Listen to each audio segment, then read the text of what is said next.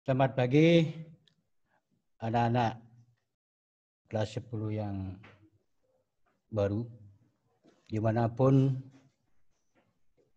kalian berada. Mudah-mudahan kalian semua dalam keadaan sehat semua. Pada kesempatan yang berbahagia ini, Bapak ingin memperkenalkan diri. Nama Bapak Imade Suitra. Alamat Bapak ada di lingkungan Batursari Bitra Gianyar. Bapak di sini mengampu mata pelajaran sejarah. Di mana mata pelajaran sejarah itu di dalam satu tingkat mengajar bersama 3 orang guru. Di AP 1 dan 2 itu diajar oleh Ibu Aprianti SPD. Kemudian di AP 3, 4, 5, 6 diajar oleh Bapak Gunade SPD. Kemudian 7, 8, 9, 10 diajar oleh Bapak sendiri. Pada kesempatan yang berbahagia ini, anak-anak semua, bahwa pembelajaran tetap akan dilaksanakan melalui daring atau online. Kita belajar jarak jauh.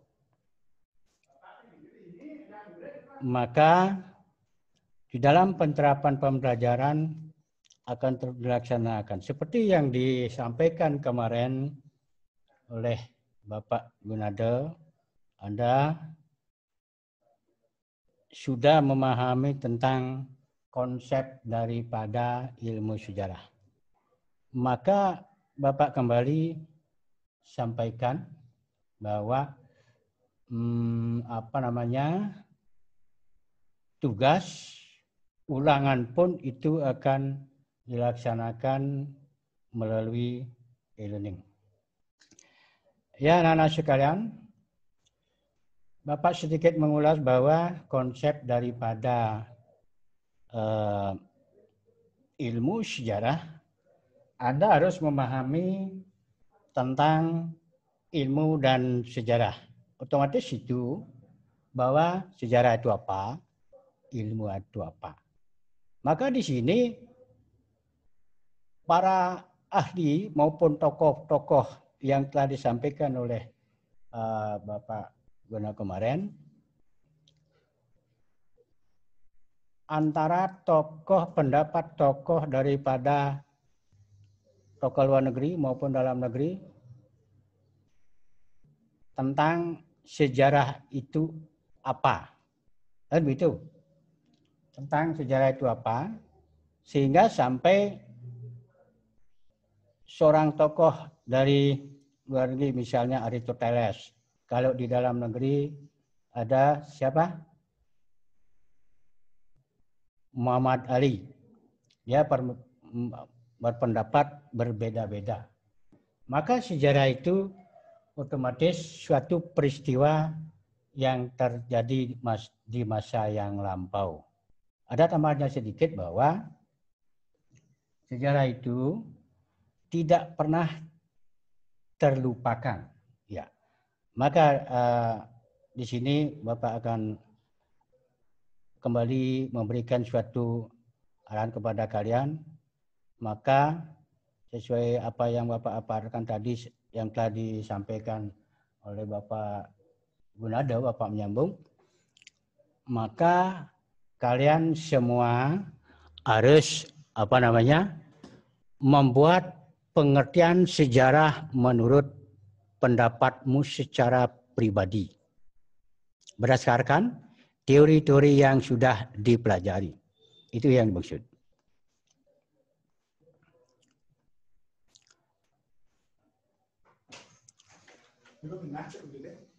Ya.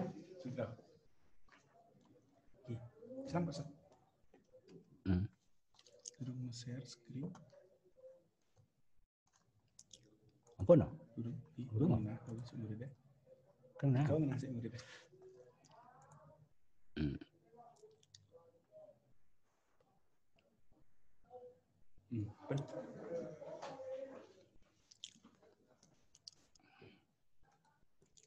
Ya, anak-anak, kembali kita berbicara tentang sejarah, ya. Nah, seperti ini.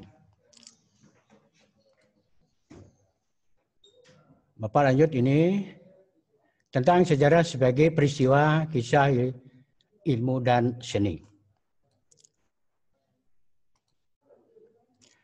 Kalau di sini dikatakan bahwa sejarah sebagai peristiwa merupakan suatu kejadian, kenyataan, aktualitas sejarah yang telah terjadi, berlangsung pada masa lampau.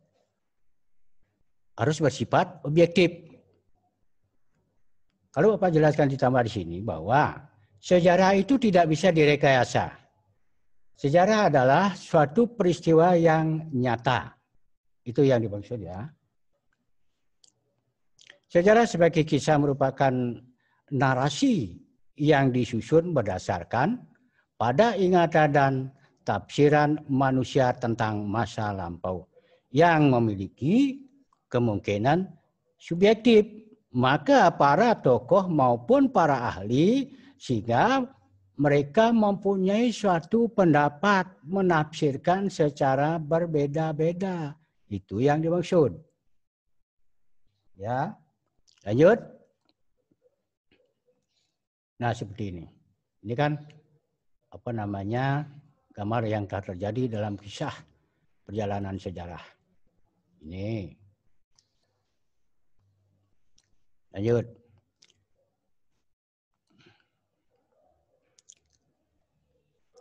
Kalau sejarah sebagai peristiwa kisah ilmu dan seni, maka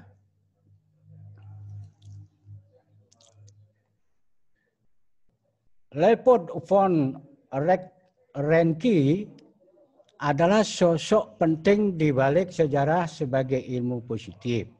Menurutnya, sejarah harus objektif dan mampu memberikan informasi secara utuh dan menyeluruh. Itu menurut siapa? Leopold von Ranke, ya. Syarat-syarat sejarah sebagai disiplin ilmu. Kelanjut, empiris, ya, pengalaman daripada manusia. Kemudian mempunyai objek seluruh aktivitas manusia. Yang ketiga, memiliki teori kesimpulan tentang kaidah pokok suatu ilmu. Memiliki metode, memiliki langkah-langkah secara ilmiah. Secara ilmiah di sini adalah secara nyata, itu, ya. Kita lanjut. Kalau sejarah sebagai peristiwa kisah ilmu dan seni, kalau dikatakan di sini bahwa sejarah sebagai seni, karena apa? Karena ia membutuhkan institusi, emosi, dan gaya bahasa. Sebagai seni, sejarah memiliki beberapa kekurangan. Pertama, kekurangan sejarah itu. Yang pertama adalah kehilangan ketepatan dan objektivitas. Kedua, sejarah akan terbatas. Nah, jadi keterbatasan sejarah membutuhkan institusi, ya, membutuhkan emosi dan membutuhkan gaya bahasa. Lanjut. Nah, seperti ini, ya. Ini gambarnya.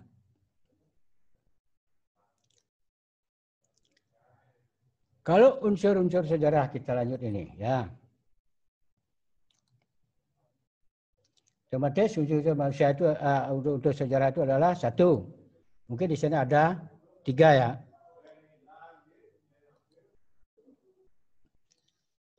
Manusia,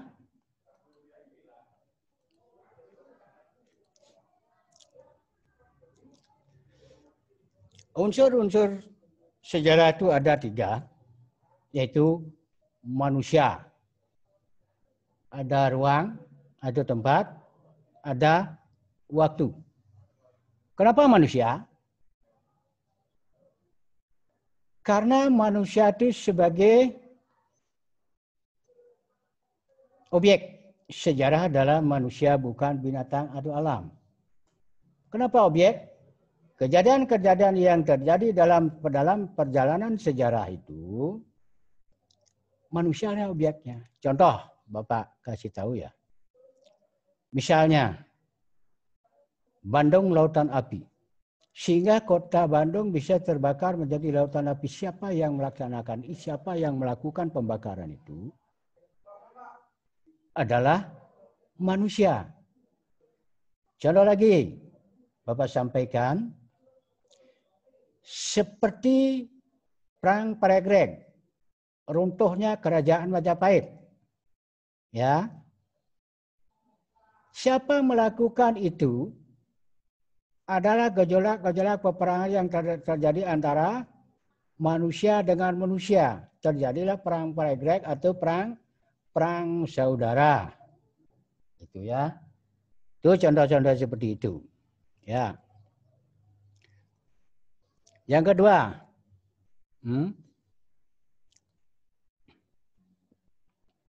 ruang atau lokasi.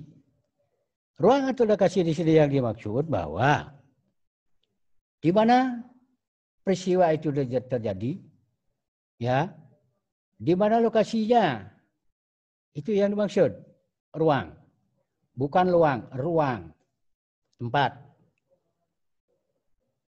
Misalnya seperti contoh tadi ada Bandung lautan api, ada di kota Bandung. Perang Pragreg ada di kerajaan Majapahit, seperti itu. Ada di kerajaan Majapahit. Yang ketiga, tempat merupakan unsur yang penting sejarah terjadi dalam suatu tempat. Di sini yang kedua, ruang dan lokasi itu, ya, tempat terutama merupakan unsur yang sangat penting karena terjadi sejarah itu. Ya, yang ketiga ada waktu. Ini.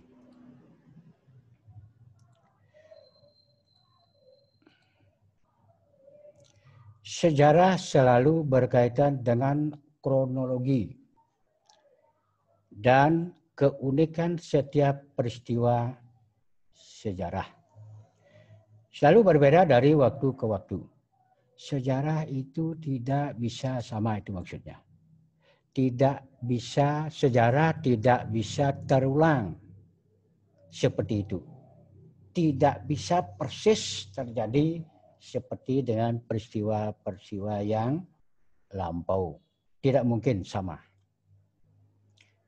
Maka di sini timbul suatu kalimat, ya, siapa, ya, di mana, dan apa, kapan.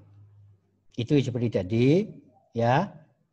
Siapa itu yang dimaksud itu adalah manusia. Nah,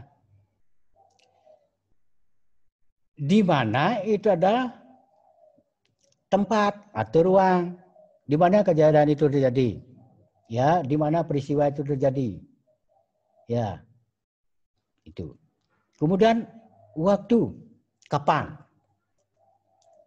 ya, kapan peristiwa itu terjadi, itu menunjukkan waktu, itu yang dimaksud. Dah, kita lanjut.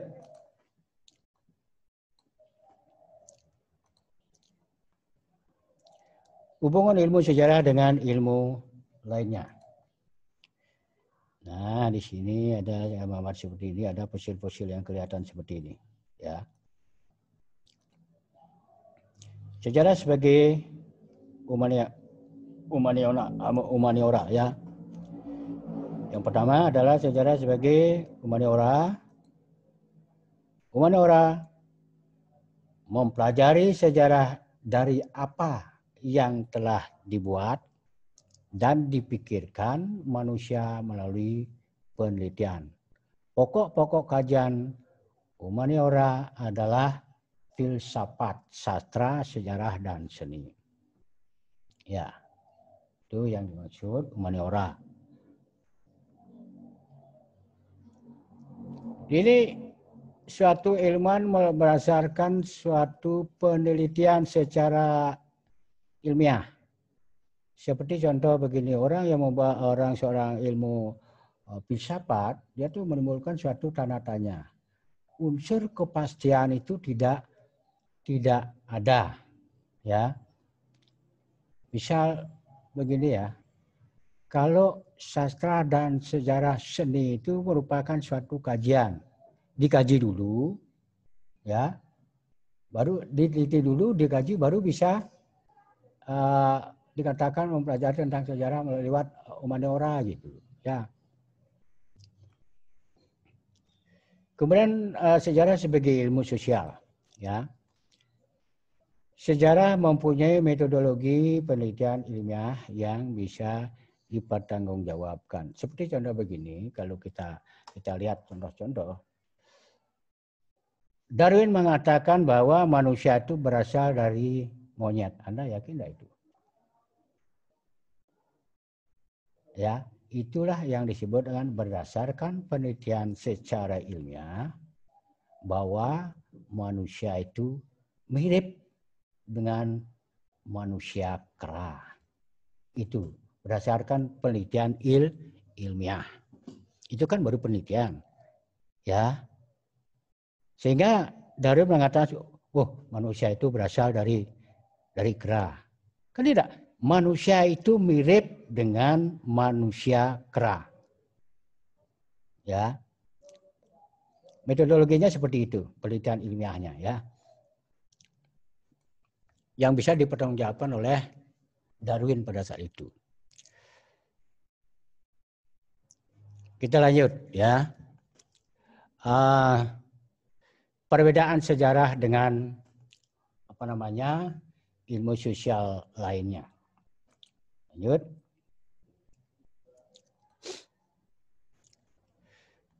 Sejarah terikat oleh waktu, seperti kapan peristiwa tersebut terjadi, di mana, oleh siapa. Seperti yang Bapak katakan tadi, bahwa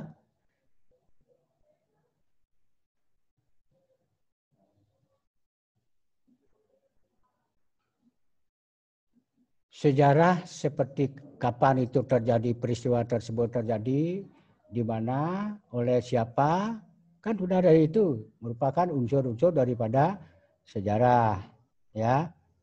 Siapa, di mana, dan kapan. Yang kedua di sini, sejarah terikat oleh tempat. Sejarah memiliki sifat yang unik dan empirik, terjadi hanya satu kali. Makanya Bapak bilang tadi bahwa sejarah itu tidak bisa terulang kembali. Sejarah cuma bisa terjadi atau peristiwa bisa terjadi cuma satu kali. Ya.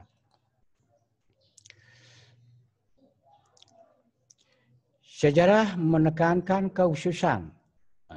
Keterikatan akan tempat dan waktu menjadikan sejarah sebagai kajian yang unik. Dan kita lanjut ke generasi periodisasi dan kronologi, ya.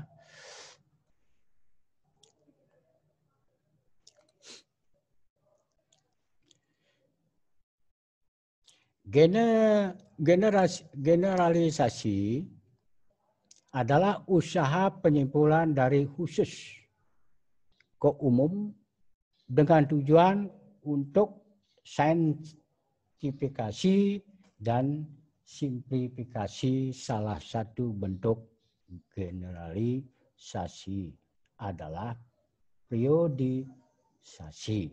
Maka Bapak di sini mengatakan bahwa ilmu sejarah itu merupakan suatu ilmu yang bersifat umum dan khusus. Ya, umum dan khusus. Kita lanjut. Periodisasi merupakan pengklasifikasian peristiwa sejarah dalam pembabakan tertentu. Ya, pengklasifikasian di sini adalah satu babak demi satu babak yang terjadi. Misalnya begini. Di dalam peristiwa-peristiwa menuju Indonesia merdeka, ya, pembabakan masuknya Belanda, masuknya Jepang, kemudian sampai Indonesia merdeka. Dari zamannya juga begitu, sampai di zamannya Orde Lama, Orde Baru, ya itu disebut pembabakan, sampai demokrasi, itu disebut pembabakan, ya. Itu contoh-contohnya. Kronologinya adalah yang ketiga. Kronologi adalah ilmu untuk menentukan waktu terjadinya tempat dan suatu peristiwa secara tepat berdasarkan urutan waktu. Tujuan kronologi adalah untuk menghindari kerancuan waktu dalam sejarah atau anakronisme. Yang ketiga, ya.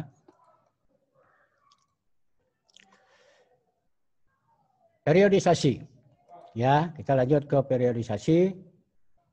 Ya, fungsi daripada periodisasi di sini adalah yang pertama, mempermudah mempelajari sejarah.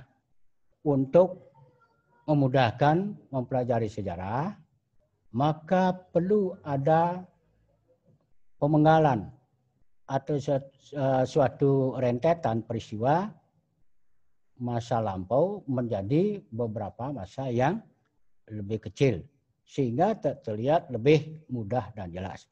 Pemenggalan di sini yang dimaksud adalah pemotongan dalam memberikan suatu penjelasan secara singkat. Itu yang disebut pemenggalan.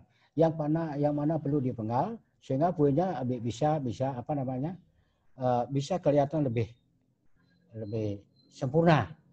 Enak orang itu mempelajari, lebih cepat orang itu bisa mengerti. Itu yang dimaksud. Kemudian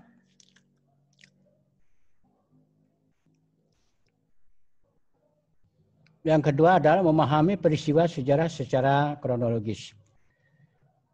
Sejarawan harus mampu menyusun tata urutan kejadian peristiwa sejarah sehingga ditemukan kaitan dan hukum sebab akibat antara peristiwa yang satu dengan yang lain. Sebab akibat, apa sebabnya peristiwa itu terjadi, bagaimana akibatnya. Itu ya sudah merupakan hukum dari suatu peristiwa. Itu yang maksud, ya.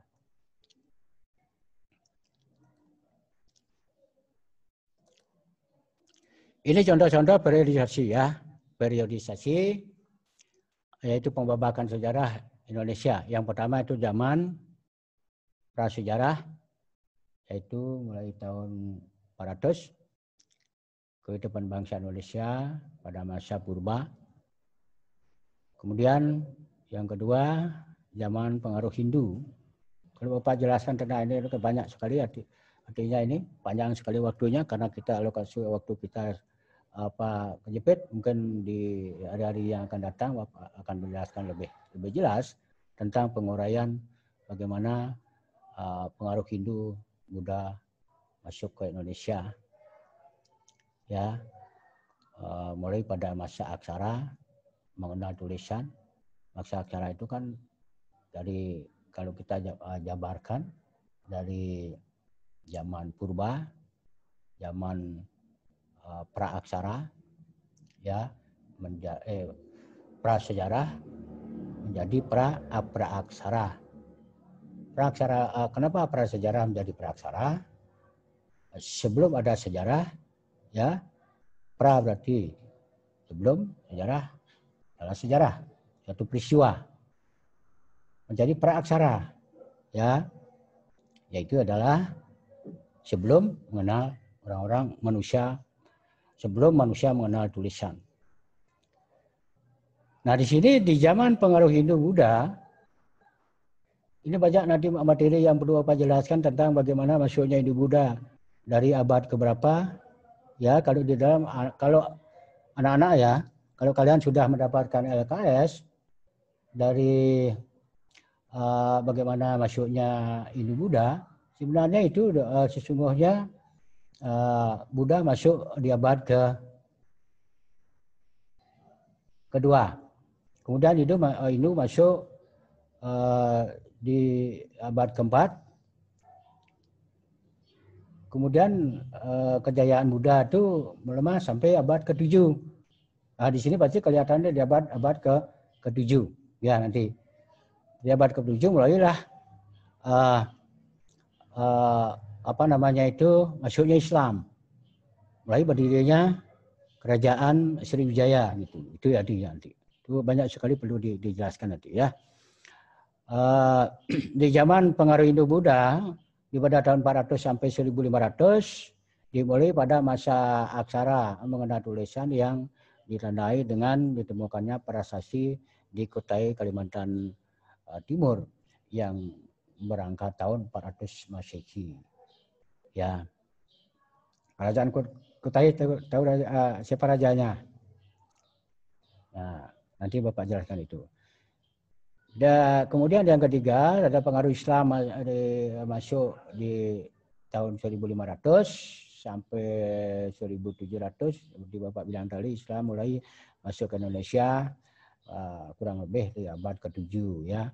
Di abad ke-7 itu berdirinya kerajaan Sriwijaya. Di sana melalui perdagangan ya, masuknya bangsa-bangsa Arab yang beragama Islam di sana ya.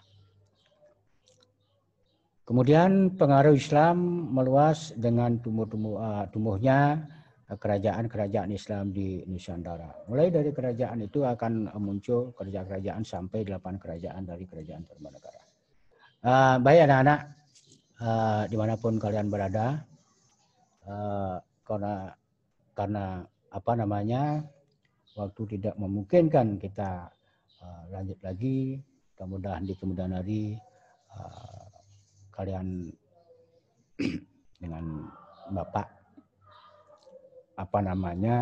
bisa ketemu kembali. Kemudian mudah-mudahan cepat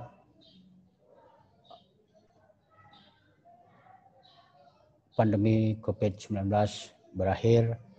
Kita nanti akan bisa bertatap muka langsung, komunikasi langsung kepada anak-anak semua. Maka dengan kesempatan ini Bapak akhiri sampai merupakan contoh-contoh realisasi tentang sejarah Indonesia. Maka Bapak tutup dengan Pramos Santi. Om Santi, Santi, Santi Om.